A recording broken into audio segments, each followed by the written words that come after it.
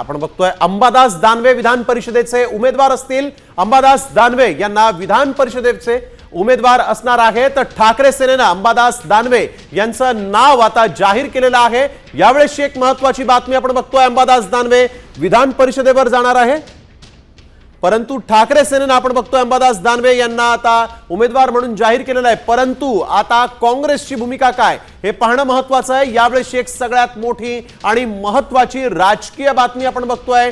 विधान परिषदेसाठी एकच जागा खरं तर महाविकास आघाडीकडे असताना आता ठाकरेंनी अंबादास दानवे यांना विधान परिषदेचे उमेदवार म्हणून जाहीर केलेलं आहे। परंतु उद्धव ठाकरे उमेदवार असतील तरच आमचा पाठिंबा राहील अशी भूमिका काँग्रेसने घेतली होती। त्यामुळे काँग्रेसची भूमिका आता यापुढे महत्त्वाची राहील। अंबादास दानवे हे विधान परिषदेचे उमेदवार आहेत।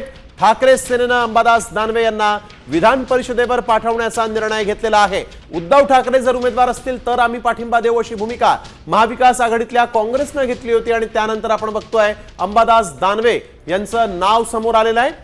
त्यामुळे उद्धव ठाकरे आता विधान परिषदेवर जाणार नाहीत।